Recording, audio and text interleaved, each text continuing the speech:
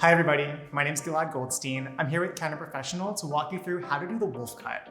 And this is one of my favorite haircuts right now because it has a lot of texture, it's got this really beautiful curtain bang, and just looks great whether it's worn straight or wavy.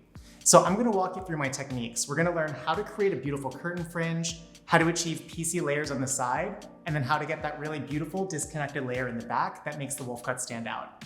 So grab your notebooks, get a mannequin if you have one, and let's get into it. I'm gonna start by adding in a detangling spray to the mannequin hair. We're using our Kenra Platinum Pearl Detangler, and I love this moisturizing spray because it does give me a little bit of extra slip while we're cutting, but it also helps the hair to retain that moisture so it doesn't dry out and the saturation is even.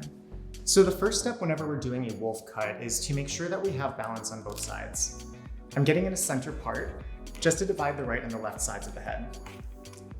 We want to make sure that we have a nice even center part because this is going to determine how we're creating our fringe section. And as you've seen on a wolf cut, the fringe is one of the most important parts of the haircut. I'm going to work from where the comb lifts off the head, and we're going to take a vertical parting that works down to where the hairline begins to recede. We're going to do this on each side to section out the fringe. So you're always looking for where the comb is lifting off the head. Where that comb lifts off is where the head is changing directions. So that round tells me where I can take my parting, and I'm going to take that down to where the hairline is in the front. Your fringe section should look like this. We're going to cut this fringe to the bridge of the nose. So you're going to grab a small piece of hair from the center, take your shear, and just clip the hair right at the bridge of the nose. The key to a great curtain fringe is to over-direct to the center. So we have the right and the left sides. We're going to use our guide for our reference for length, and we're going to be pushing each side towards the center to the guide. Stand in front of the head when you're cutting the fringe. We're going to pull the left side to the center of the front, and if your body's standing in the front, you'll naturally pull it to the center. I'm finding that guide that I cut with the shortest length. Once you found the guide, you can make a vertical cut.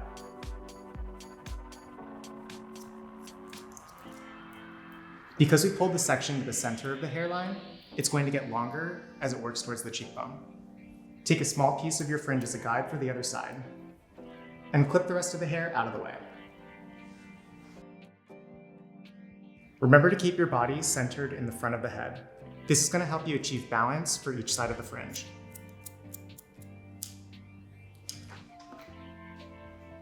Once both sides are cut, we're going to pull it all together, and we're going to make one last check to make sure it's even on each side.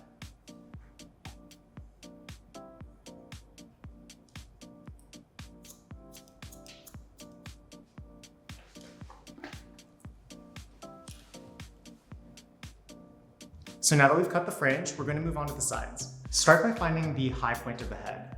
Once again, I'm placing the comb on top of the head, and where I see the comb lift off tells me where the head shape is changing direction. That tells us where the high point is. From that high point, we'll take a vertical parting down to the ear. We're going to use the outside of the fringe as a guide for the sides. So we're going to work from the longest part of the fringe, and we're going to blend the layers down to the length. Start by taking a diagonal section behind the hairline. We're looking for the longest part of the fringe to be our guide for the sides. So once you've found that, you're going to position your body in front of the head. Pull your section to the guide, and once you reach the guide, twist your fingers up. Now you're going to cut a diagonal line that leaves length to the bottom. When working with a larger section, I'll take a small piece of what I just cut, get the rest of the hair out of the way, and continue to grab more hair as I work my way down. This helps me better control the section, so I get more precise results.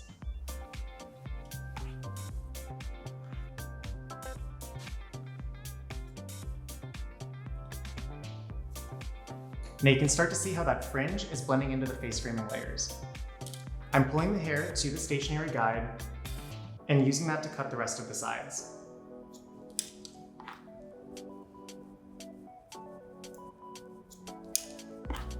When you're pulling towards one stationary guide in a haircut, you're creating something called overdirection.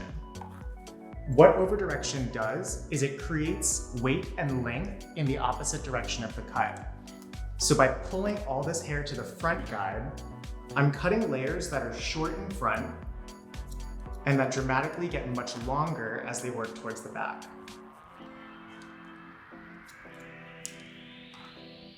You might find yourself using techniques like this during a wolf cut, but you might also find yourself doing techniques like this for an A-line bob. So if you've ever seen those bobs where the hair gets much longer to the front, that's because it was over-directed to the back. Because we're over-directing the hair to the front, we're creating short layers and maintaining more length to the back.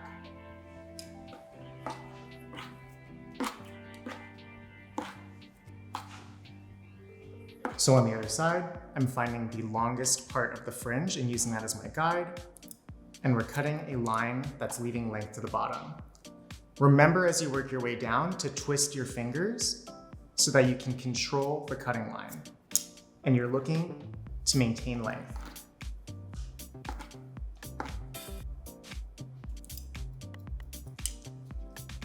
Now before you move on to the back, make sure to check your layers. We want to make sure that they're balanced and that they have a continuous blend from the fringe down into the framing. So I'm going to look at the balance of the length, pulling the lengths together, looking pretty good. You want to make sure you see all of your face framing layers popping out, and that's going to tell you that you've cut the front correctly. Now before I move on to the back, I'm going to take a small parting at the top of the head, and I'm just going to check for the balance of the layers on each side. So I'm going to pull the hair up, and it looks pretty balanced to me. Just check it a little bit. And now we know that our guide for the layers in the back is going to be even on each side. Take your comb and place it on the bottom hairline. Place the comb flat on the head, and where you see the comb lifting off the head is where the head is changing direction. From that point, I'm going to take a horizontal parting to divide the bottom and the top of the back.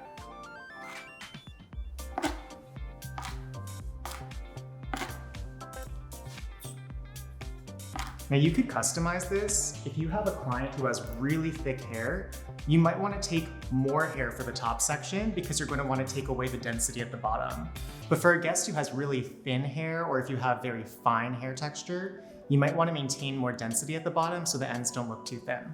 The back is going to be cut in pie-shaped sections. So that means each subsection will radiate off the top of the head. We're going to pull this hair straight out of the head, looking for the guide. Once you find the guide, the line that you want to create is going to be leaving length to the bottom. So I'm going to take a small piece of hair, holding it straight out of the head, and from the guide, I'm going to start point cutting this length away. Remember to drop the hair that you've already cut as you work your way down the section. This is the best way that you can maintain control as you work your way all the way down to the length. I've found that when I take sections too large, it leads to a lot of inconsistencies in my haircut. So mastering the ability to take smaller pieces of hair and follow a continuous cutting line is going to result in much cleaner results, and it's going to give you a much better hairstyle overall.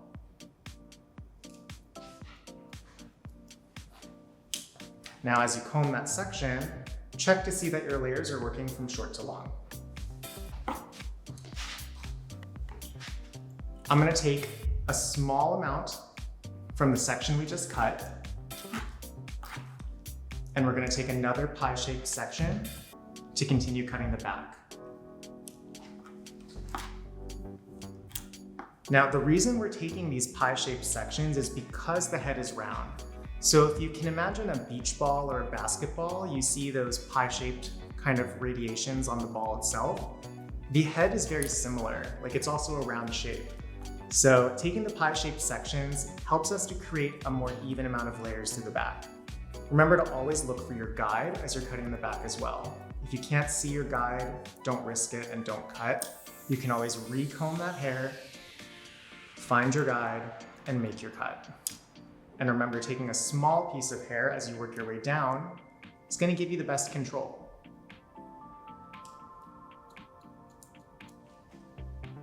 Find the guide, and I'm point cutting. Now you could blunt cut if you want to, but when I think of a wolf cut, I think of that edgy, piecey texture.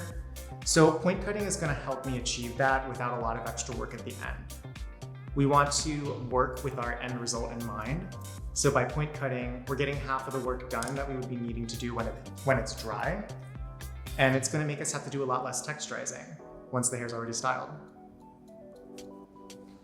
To continue working your way around the head, I suggest taking a small amount of hair from the center back, now that we've cut the left side, and using that as a guide for the right. So on the left side, we worked from the front to the back. Now we're going to be working from back to front. Take a pie-shaped section, including some of your guide from the previous hair, and continue following your cutting line.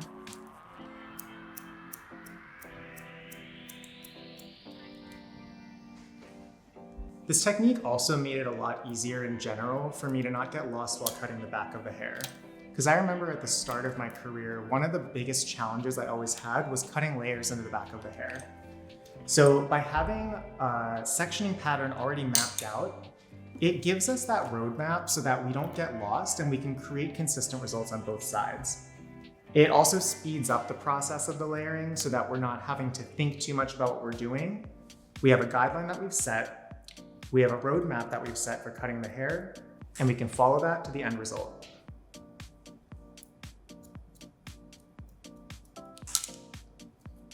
If you're doing this haircut at full speed, you can expect to get it done in about 15 minutes, and then you're going to go into styling and doing dry cutting. But overall, cutting the base of the haircut shouldn't take too long because it's a pretty straightforward sectioning pattern.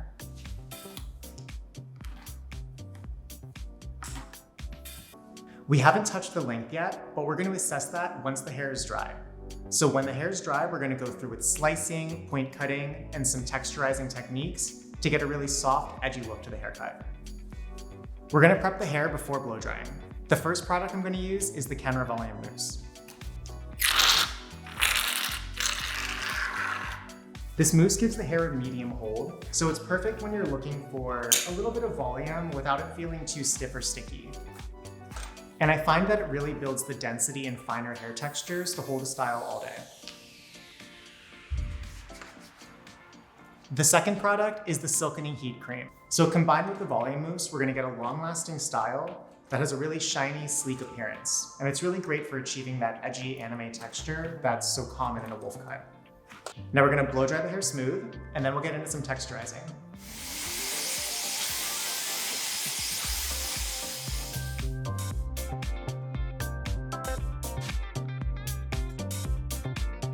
We just finished blow drying the wolf cut, and as you can see, we have pretty much the overall shape cut in.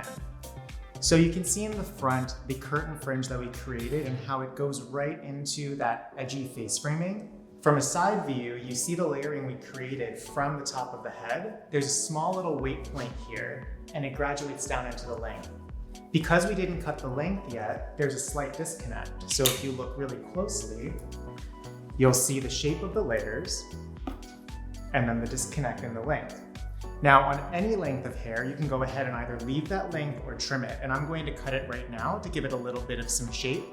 But this is that length that you can customize based on how your hair is, whether it's super long, super short. Everything in the bottom section of the back is free rein. We're gonna start by cutting into the curtain fringe. The goal is to release a lot of weight in this heavy space. And as you can see, it's pretty much solid and there's no room for anyone to see. So what we need to do is we need to create some space to really open this up and create more of an airy texture. I'm gonna start by taking a small section and we're going to slice into the hair. Now when you're slicing, you just wanna make small channel cuts from about the middle of the strand and just remove a little bit of hair. Now watch closely, look at the hair that we just took out. You want to have control and be very intentional with your weight removal in this point. So once I've sectioned out and cut one part, I'm going to release that section and cut the next. We don't want to texturize each section twice because that could remove too much weight. But once you complete the texturizing, and if you see there's still negative space to be created, go back in and you can slice more weight out of the hair.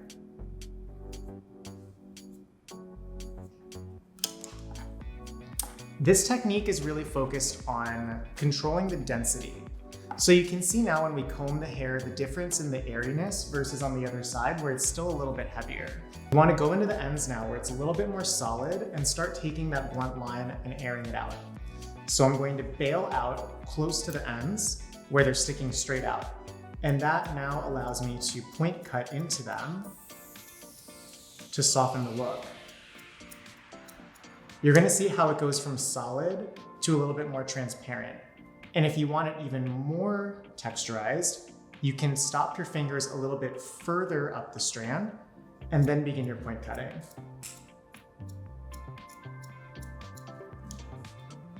Always recomb to check the density. And if you need to cut more, you can always do that afterwards. Now I'm going to drop the section and you'll see it's a lot softer around the eyes now. Now you'll notice that I'm pulling all of the sections towards the front as I cut. So as we're texturizing, we're also creating over direction, which adds movement into the fringe.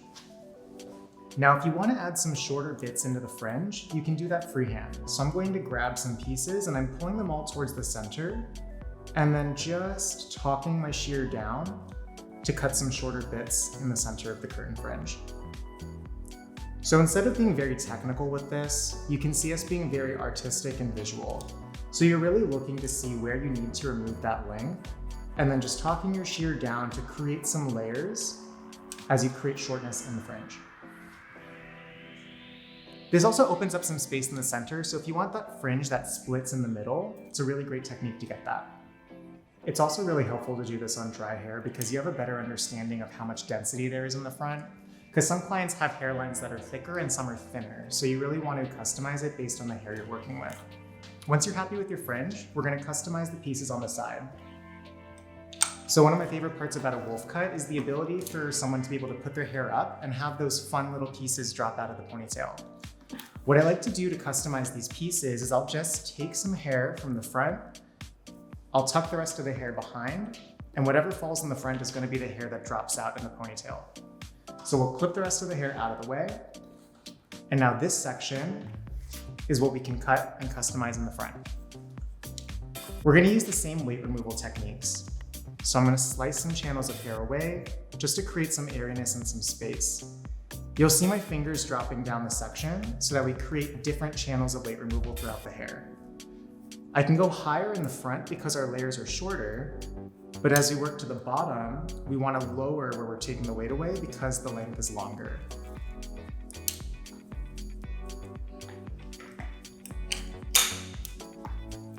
Now I'm looking from the front and I'm seeing where I want to create customized pieces.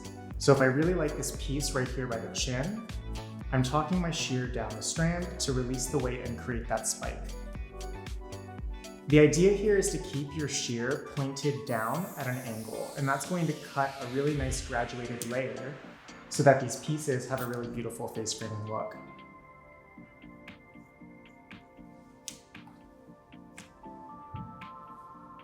And this is going to look really good when she wears her hair up and wants to drop some pieces down around the face.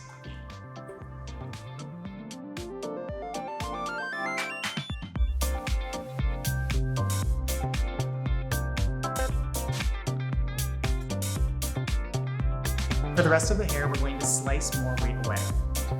So start taking diagonal sections from the front, pulling them forward, and taking channels of weight out of the hair. So I'm just taking a diagonal section, pulling it forward from about the center of the strand, taking small channels of hair away. These are creating spiky disconnects and a lot of visual texture that we're going to showcase once we start styling it with the iron and with product. So think about where you want to create volume and where you want to remove density. Because on very thick hair textures, you might need to do a lot more of this. But on finer hair types, you might need to do less so that you can keep more of that fullness and that thickness. We're looking to create something that's very piecey, very texturized, and has kind of a spiky, edgy look to it. So I'm going to be cutting more hair rather than less.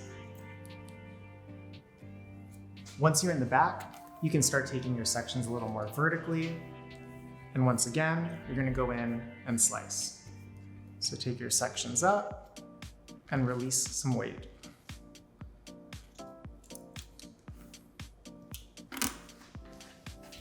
Taking another vertical section, and I'm lifting this hair up. And from the center of the strand, we're just cutting small channels to release a little bit of weight. You'll be able to see this as we comb the hair out. Now that we've got the texture, we're just assessing the final length. So I'm going to trim some of the ends just to give it a little bit more fullness at the bottom.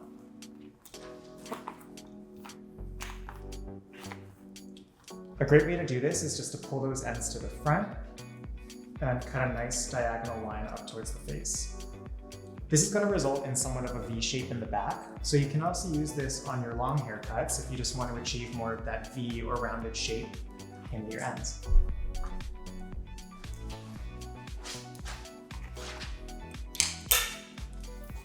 So I'm just pulling that hair from the back to the front, which is that over direction that we've been using in this haircut. And then we're cutting a diagonal line.